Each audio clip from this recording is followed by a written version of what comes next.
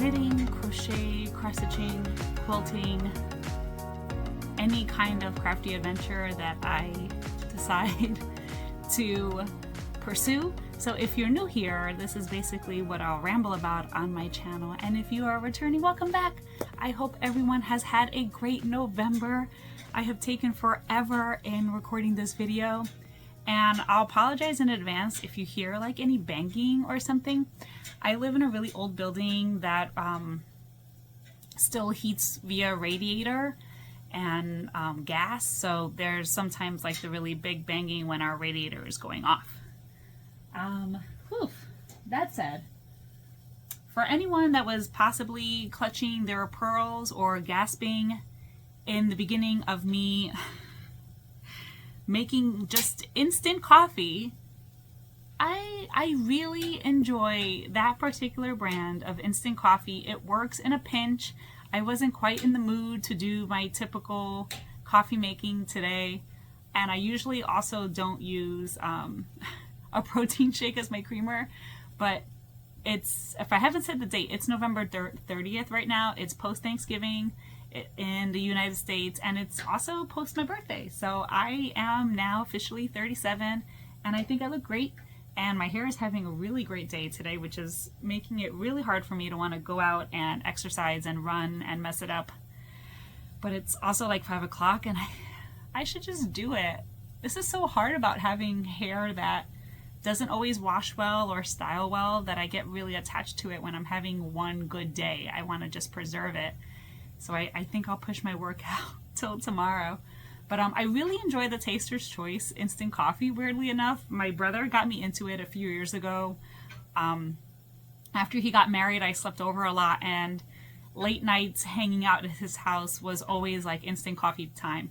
But if you don't know, me and my family are from Puerto Rico, and the way that we make our coffee typically is with this thing called a colador, and it looks like a sock, and as you use it, it gets old and brown and can look kind of gross, but it is the best way to make coffee, and that is typically how I make my coffee. But it's post Thanksgiving. We have no creamer, we have no milk. We're actually waiting for an Instacart Aldi order right now. We haven't done any grocery shopping, and I really just wanted some hot coffee right now. So I decided to just do some instant in a pinch, and it works just fine. It's also my favorite way. It went, I guess, viral on TikTok or whatever. I don't TikTok anymore, but I mainly do Instagram Reels.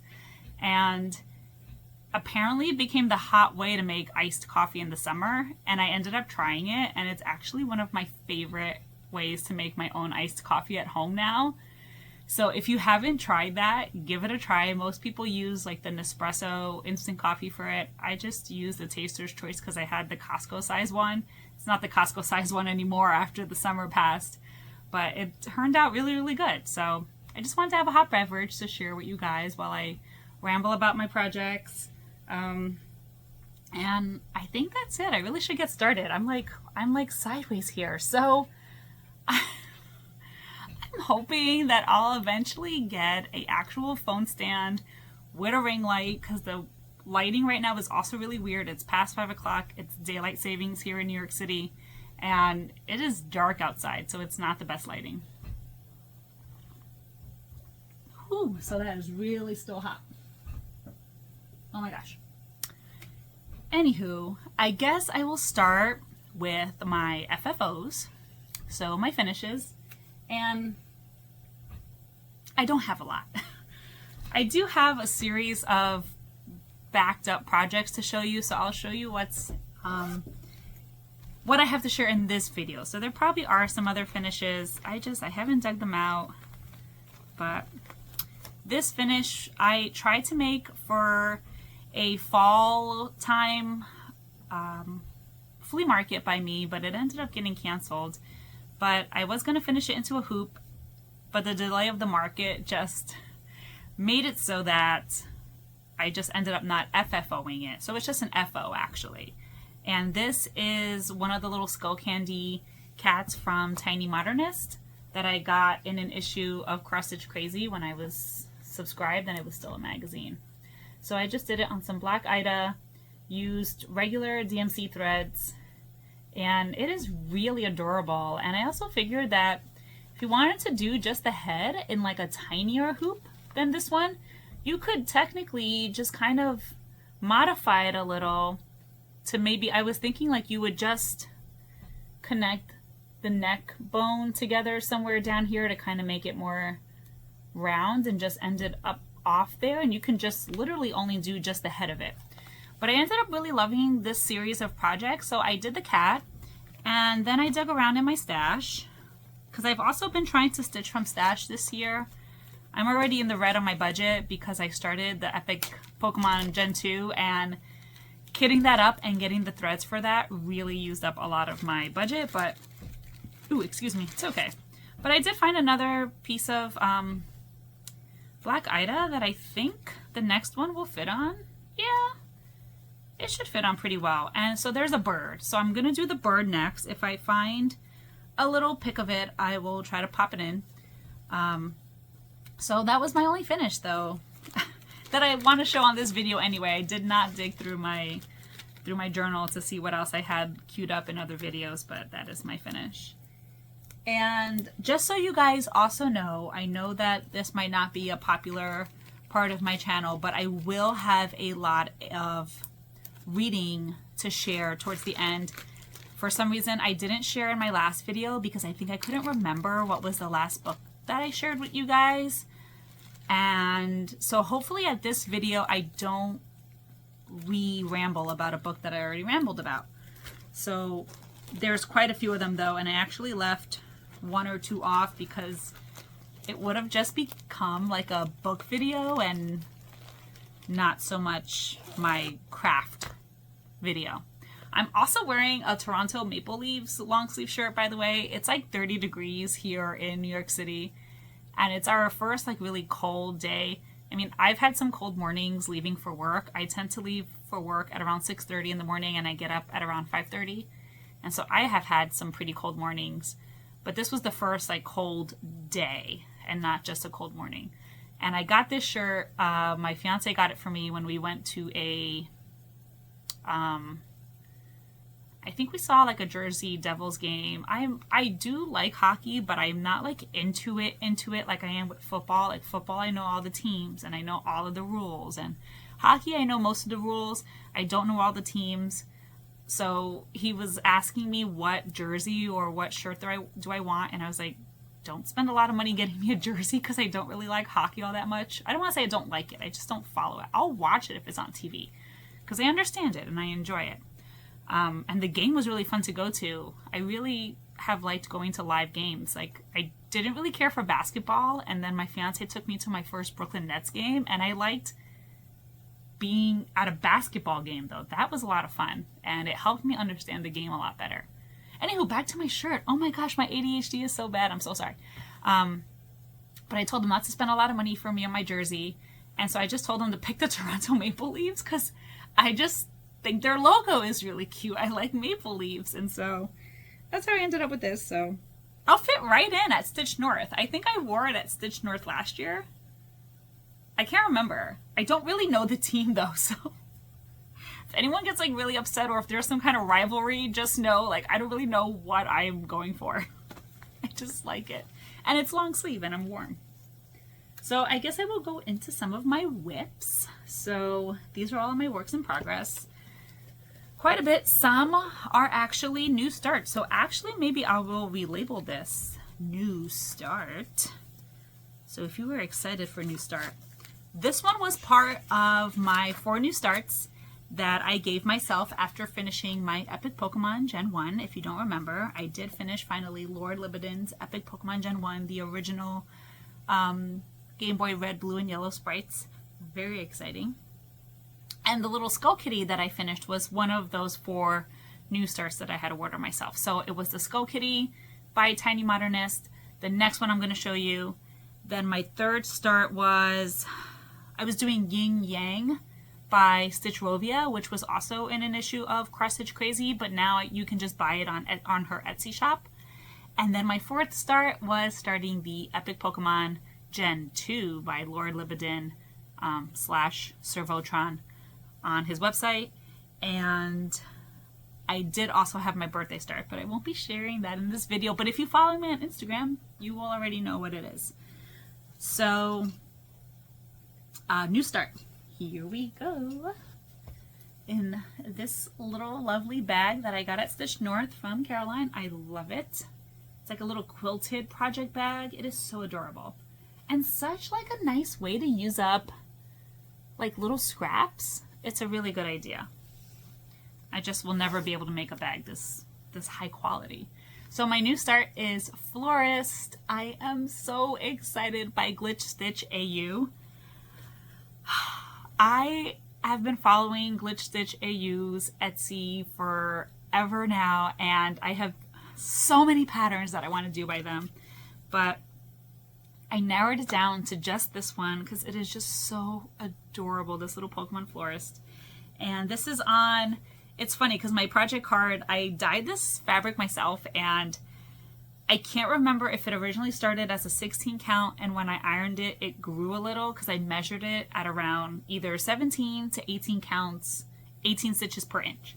So I want to say it's probably an 18 count. I did dye this myself using Rit Dye, and I have got the cutest little corner start. So this color does not really show well on camera at all. It is a lot more blue, teal. The camera had a hard time capturing it for Instagram too. It almost looks nothing like this in person. So just a new little start right there. I am really excited. I'm hoping to pull this back out on rotation really, really soon. And it's not a really huge project, so that'll be nice. I think I am doing this one on Pattern Keeper, which I just realized I should note it on my project card that this is one of my Pattern Keeper ones, so that when I pack it for retreats, I don't forget to bring my tablet. I mean, I have been traveling with it by default, so I do have a Kindle tablet that I use only strictly for a Pattern Keeper, and there was a retreat or a weekend away or something that I did forget it, and that was the only project I brought to work on, and so that sucked a lot. So that is my new start. I'm really, really excited for that piece. It is so cute, and there are so many others that I want to do, but there's like this one, I'll try to insert a picture of all the evolutions, and they're playing on a cat tree. I mean, like, come on, how could you not just start everything from that shop? Anywho, I digress, folks, really. There's just, I have to say, there are a lot of cute designs out there that are not massive. So like this one isn't that massive. It is technically full coverage-y. Like a lot of the background is not stitched, but it's still a lot of big block chunks. So I kind of consider it sort of full coverage. But there are so many cute patterns coming out that if you're not into full coverage, there's a lot of stuff out there. Especially if you're like into nerdy stitching and video games and geeky kind of culture stuff. There's just so much. Okay. Another whip. This was a new start too. I'm messing up my segments here. So I am going to try to be better at like chopping my video into like segments and stuff, and maybe one day I'll figure out how to actually do it along the little bottom YouTube thing so you can skip to what you just want to see and you don't have to listen to me ramble on and on. But I did have another new start, and this is another Pokemon TCG card. So I do love stitching Pokemon old school cards using the sprites from the video game that was for the Game Boy Color, or from Pokemon Pinball, I think has used sort of no, not Pokemon Pinball. Yeah, just the TCG card game on the Game Boy Color. So this is Drowsy, classic TCG card. I did end up making this pattern myself, and I'm stitching it on one of those pre-stretched little frame thingies that you can get at Michael's, Joann's, I think even Hobby Lobby sells them now.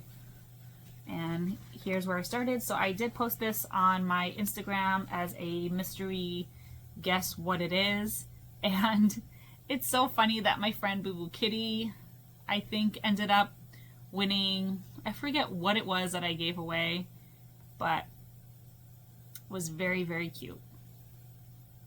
So there were a lot of good guesses. A lot of people guessed Hypno. I forget what other people guessed. But this has been fun, and this will also be gifted away when it's finished. So I really do need to put this back on a rotation sooner rather than later. I honestly forgot about it, which was really, really bad. So definitely going to be putting this one back on soon. So there goes my Drowsy. These little frames are just perfect for this kind of stuff. And I think this one is only like 3 colors or so, so it's not so bad. I think I'm also using my Pattern Keeper app for that one as well. Alright, anything else that is new start? Because I'm just like all over the place. Okay, sticking with cross stitching. More progress. I am currently on back rotation for my Dark World map. Taking deep breaths on this one because I personally, and I've talked about this in my videos before, I'm not liking the colors. And other patterns that I've seen, I did buy this one from Box Cat Shop on Etsy, and I should have just made it myself because I want to send my heart to people, but I don't know if they check colors when they put things into programming software.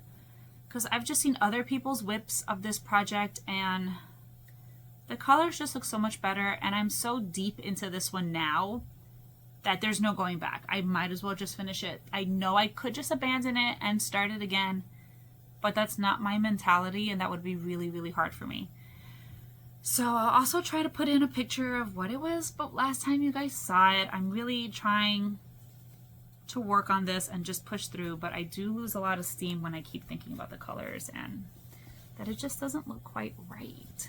I'll also insert maybe a picture of like the original sprite art, and you can pixel art rather, and you can kind of maybe see what I'm talking about.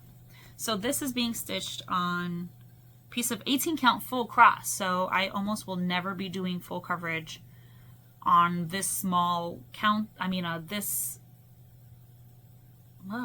big Ida again with full cross. I normally am doing everything now that is full coverage in 10 stitch on 25 or 28 count, 2/1, and this one is 2/1 full cross. So here's what I am. It's really, really massive. It will take up most of this fabric, and I mainly worked kind of to this side of the cloud. I think that's to my left, yeah. Over here, I regridded some more down this way. I did move the hoop. I think I was kind of almost just coming out of this cloud last time, and so I've done a lot more of the green. And I just don't know how I feel about it. So many other people's clouds are so much lighter. The greens are a lot lighter, like just everything. I mean, it looks great when I show it here and when I take pictures of it on for Instagram, but I just don't know, guys. I don't know. It does look really great showing it, but then when I look at it in person, I feel so different about it. So leave your thoughts down below. What do you feel about it? My fiance says just keep going, and I think honestly that is what I will do. So I'm doing a 20-hour rotation on this, and I think I have about 8 hours left. So I think the next time you guys see it, it'll be done with its 20-hour rotation. Whew. It's kind of hard to look at that one sometimes because I love it, and it would be like a companion piece to my sister's. My sister has stitched the Light World version on 18 count, so ours, when they're done and framed, should be like exactly the same size, and that'll be fun. Like, I would love to bring mine framed over to her house and take pictures of them side by side. So that would be a lot of fun if I get over myself and I finish it anytime soon, which I don't know. Alright, so I think that was it for my cross-stitching whips and finishes. So I will move into my knitting now. And I just have one knitting whip to show you. And I don't have the pattern picture of it. I don't know. I'm a little worried about this because of the way I mark up my patterns, that if I don't find my paper pattern to this, I am in trouble. But anywho, this is my Skylights shawl. by Tanis Fiber Arts. And I think I could try to insert where it was the last time you guys saw it. I think I have shown this on. I think I've shown this before. I think I showed it as a new start. But I mean, I'm pretty sure. Yep, I see it. So if anything, I'll show it where it was. And then I am knitting these on my Knit Picks interchangeable. See, I can't even find the yarn label. So I think I have another bag for this project. So, and I didn't write down the yarn. I'm so sorry. Let me see if it's in my past notes. No, so it's in a Lamb's Pride. I know the colorway is Cliff Rock.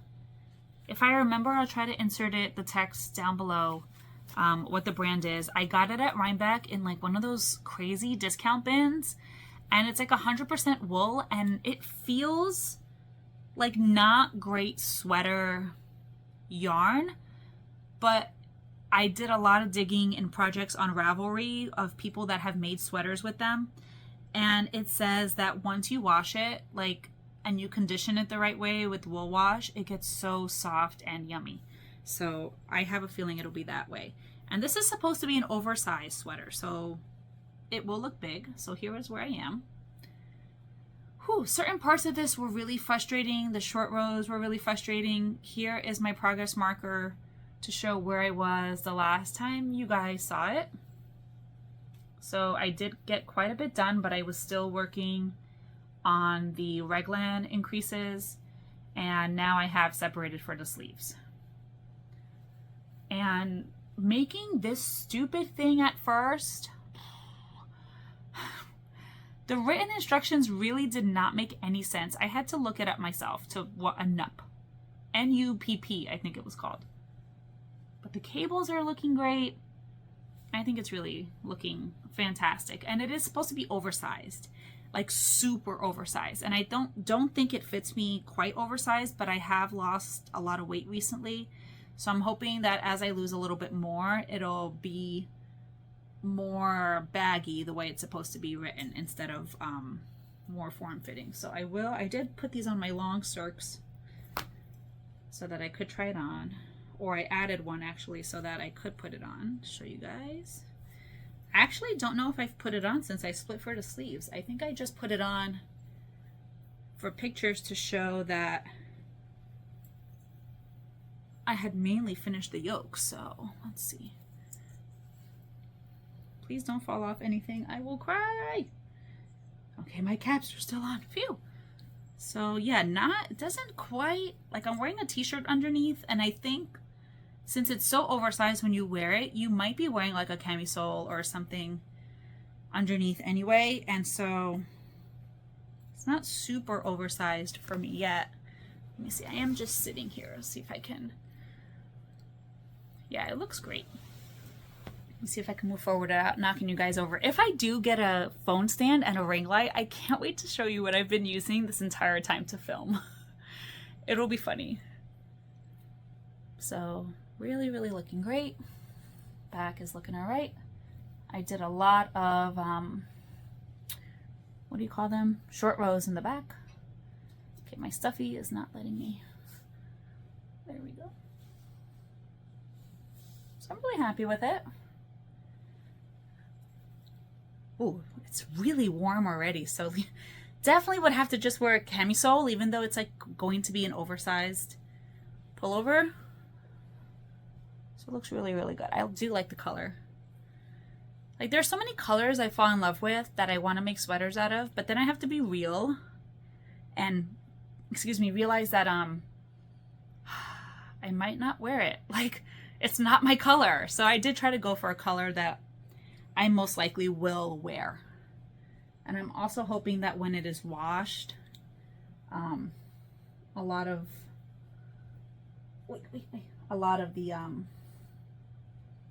the cables and stuff will come down. Okay, cool. Woo! Awesome. So that was my skylights Did I write Skylight Shawl? I hope that's not what I said. Skylight Sweater by Tennis Fiber Arts. And I do want to start a new little section on my videos called what I'm currently like using or wearing out of my knits.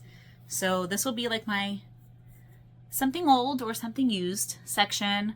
Just some old projects that are functional for me and that I use a lot, that I haven't given away or forgotten about. So something old for this video is my bookish shawl.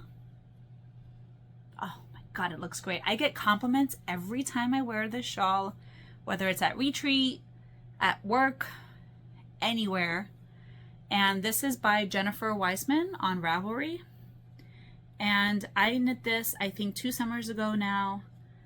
And it has been with me to 3 retreats or 4, 3 or 4 retreats. I think 2 Stitch Norths and 2 Stitch NJs.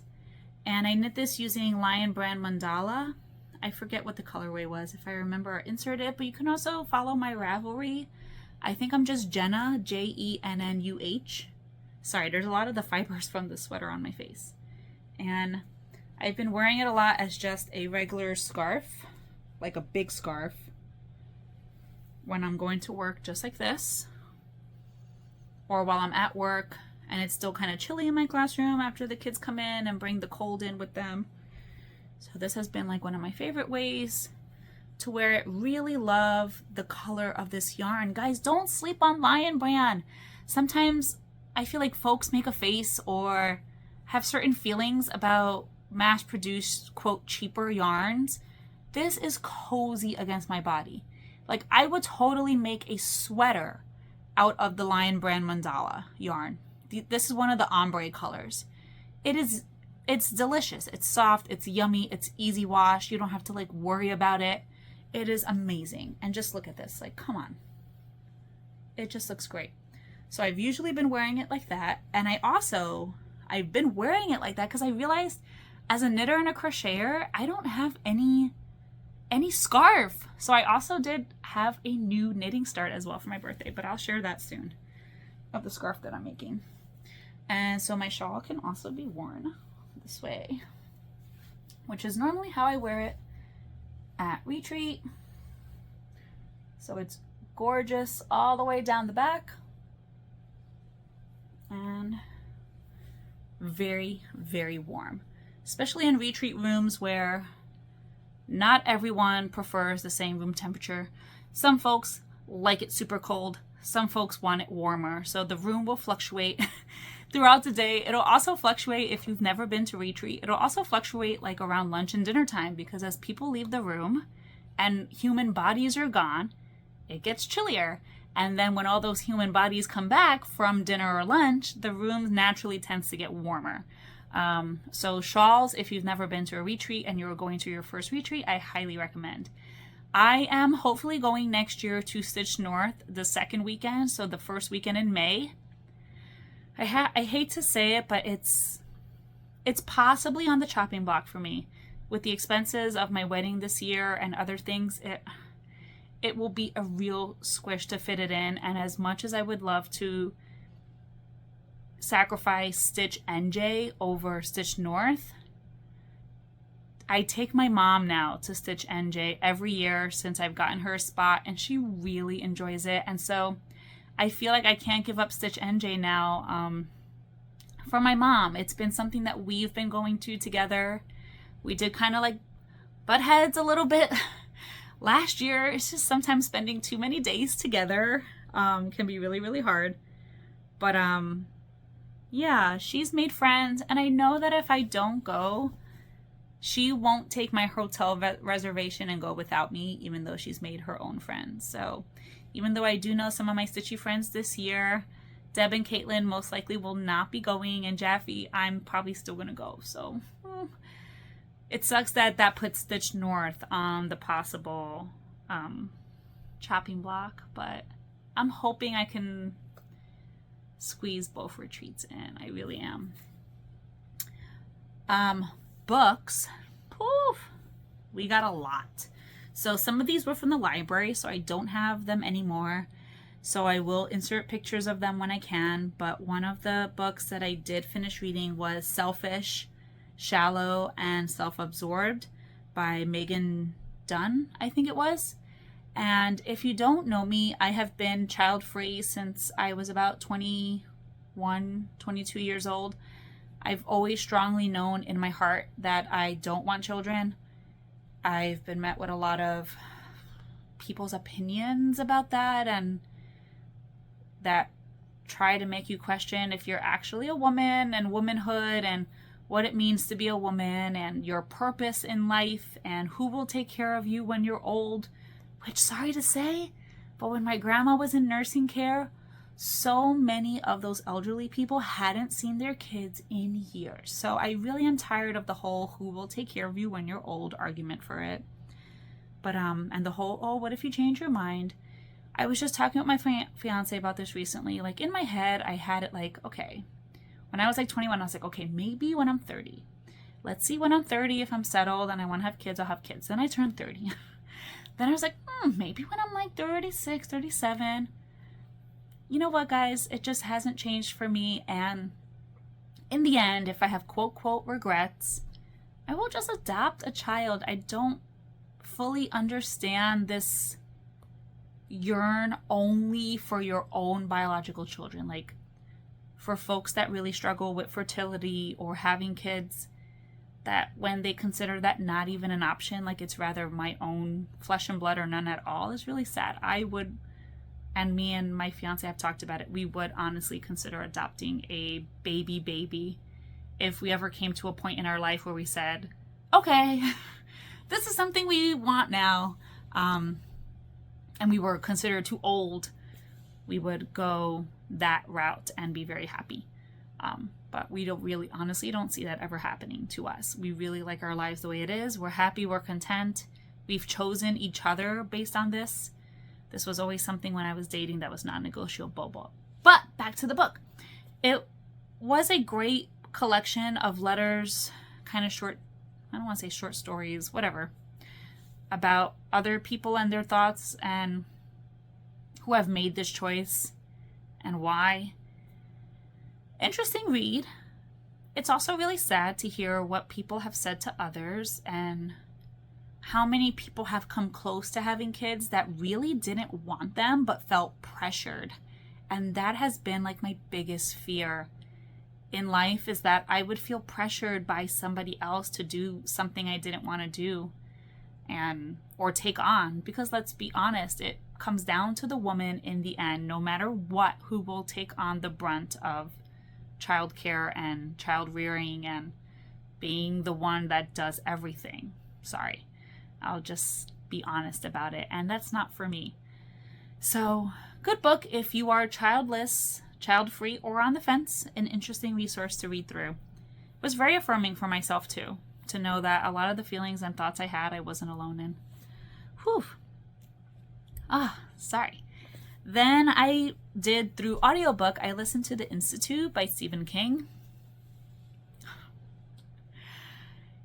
Interesting. It's about, it's not really giving away anything. It's about these little genius kind of children that get kidnapped from their families and are brought to a pseudo whatever government facility and are experimented on, basically. This book was just, the way it was organized as an audiobook was confusing, because in the beginning I thought I was starting with like a short story, because it was like chapter 1, chapter 2, and then after a while then it went back to chapter 1 and I was like, did I just listen to a short story? But it really wasn't. They were all connected and it was very, very interesting to read it that way. I think if I was reading it like an actual hard copy book, I wouldn't have felt so lost when that transition happened. Good book, kind of predictable in the kind of trajectory that it went. Nothing surprised me, I have to say. I really like Stephen King, so I thought it was a good read. Next, I did read Summer Ever After by Jane Crittenden. I think this book I got through the Amazon First Picks, or whatever you call them. Honestly, I don't know how often I'm going to do that. I don't read fast enough to keep up with the amount of free books I would get. And unless I get the book closer towards the end of the month where people will have reviewed it so I can make a more informed choice, I think that would help, because this book, even though I did finish it, it's romance, summer read, you know, vacation read if you want something lovey-dovey like that, but I don't know. The characters were lacking development and they weren't interesting enough for me. I don't know. Just the characters were kind of boring. But it made me dream about going to Spain and Barcelona and learning Catalan, which would be kind of cool. It's a dying language. I think it's on Duolingo. Might give it a try. Anywho, pick it up if you're interested. I don't really know if I have much to say about that. Then I finally crawled through The House of Hades, which is part of the Percy Jackson, and what's that other guy? I forget. By Rick Riordan. I like these books. There is something about them that makes it hard for me to like binge them straight through. They're not a hard read. They are a lot to read, but they're not hard. Like, give me a Warriors book of the same page amount and content, and I will devour that in a week. Give me one of these books, and I crawl through it. I don't know why. It also doesn't help that I'm reading like 9 books at one time, so I have to like kind of like pick what I'm into at the time. I don't know. I'm having a hard time staying immersed in this world. And I don't know why, because I really love Greek mythology and all that kind of stuff. I don't know what it is. I don't know if it's the characters. I will finish the series because that's the kind of person I am. And Austin really enjoys it.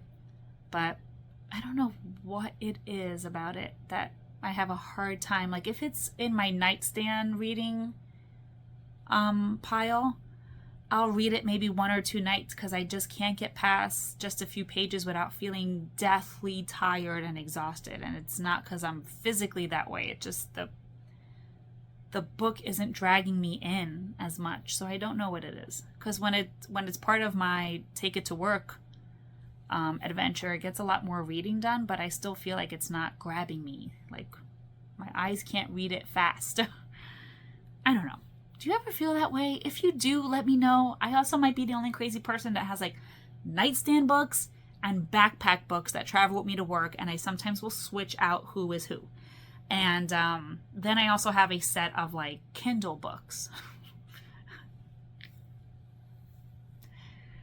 I have a lot of problems, a lot of hyperfixations.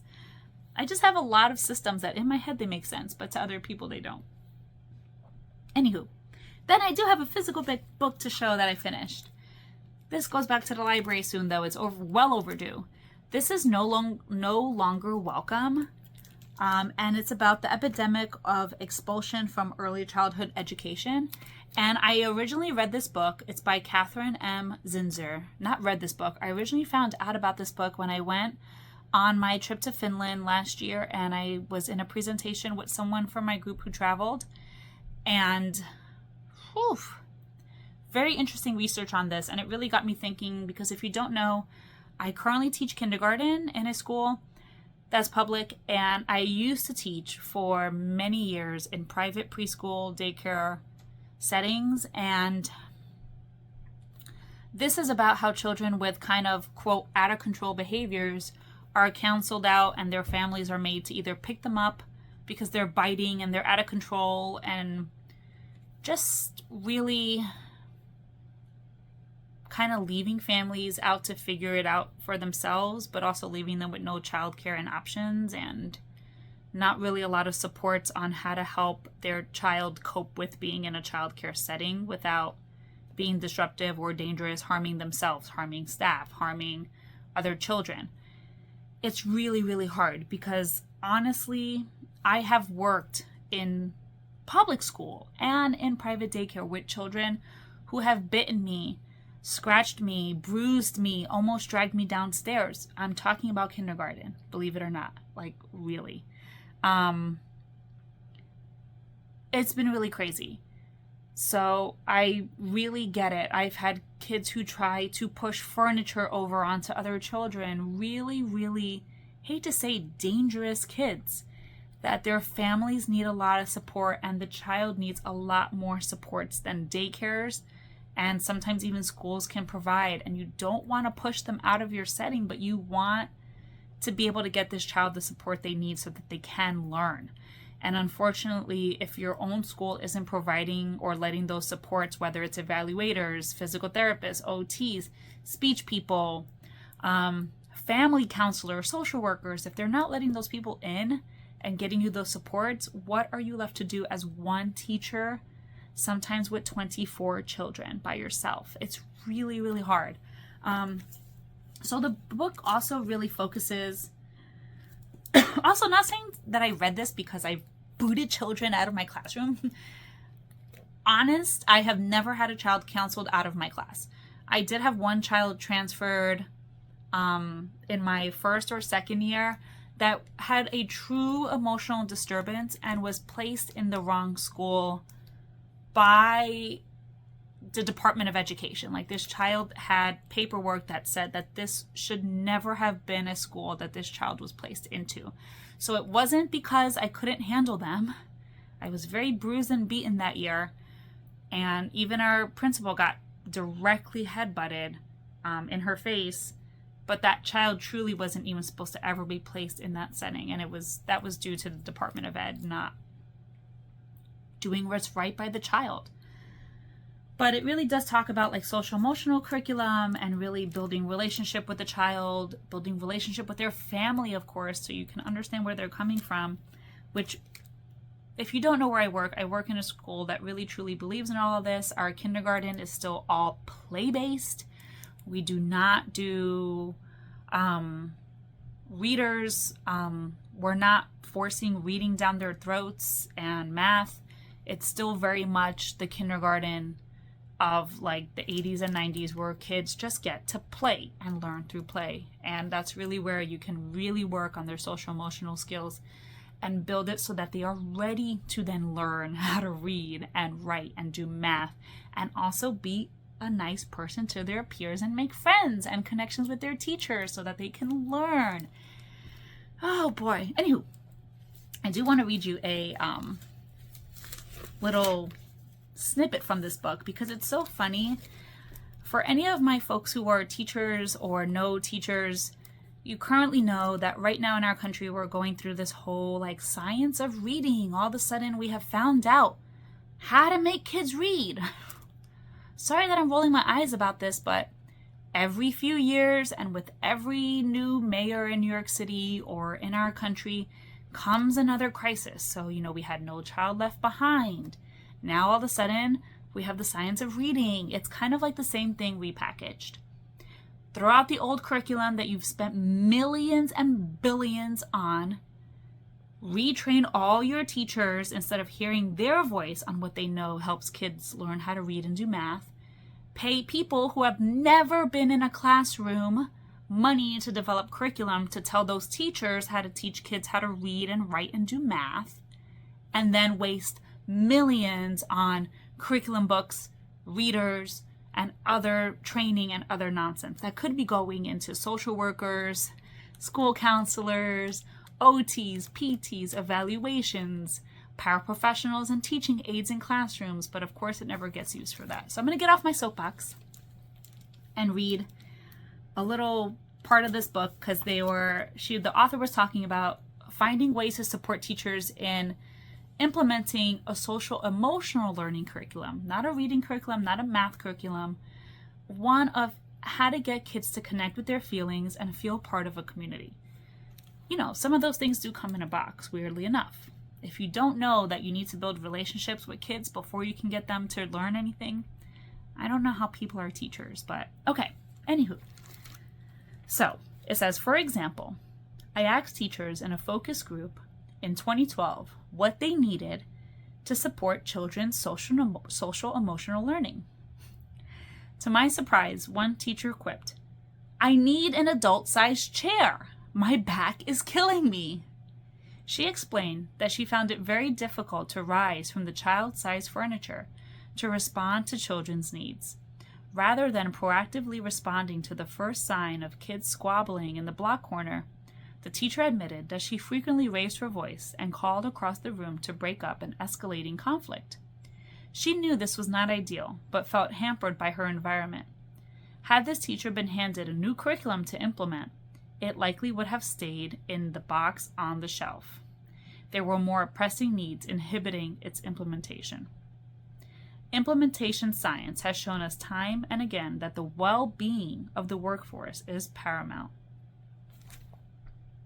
Can I say, guys, I think I let you all know in September that this is my first year that I'm teaching by myself without a co-teacher. So I taught special education kindergarten for many years with a co-teacher, and this is the first year I was teaching by myself. When I was setting up my classroom, I scored the building for a chair that was not for 4-year-olds to sit in, but that was my size. Because I experienced what this teacher experienced last year. My body was in so much pain. Hi, Spice. They woke up finally. This is Spice. My body was in so much pain to the point where I had to go to PT for my knee. I had to stop running. I had such bad knee pain. I couldn't sleep at night because my knee would flare up. And when I went to PT, he actually said it was probably because I was sitting in furniture that was way too small. Like, I had to constantly get up, stand up. In kindergarten, I easily get 12,000 steps a day. And it's just such an active job. And so many times that I'm like, oh my gosh, these two are killing each other. In the Lego section again, they're fighting over it. And I'm currently sitting working with a small group, and I'd have to get up and feel so much pain and then go over and address that issue. So I can totally understand that teacher that she didn't want another curriculum. She just wanted to feel comfortable in her space.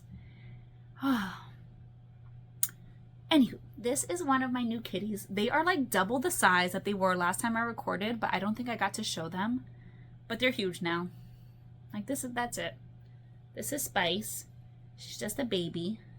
They're just a little over 4 months now. And they're feisty, and they keep us up, and they're crazy. But I love them. They're so cute.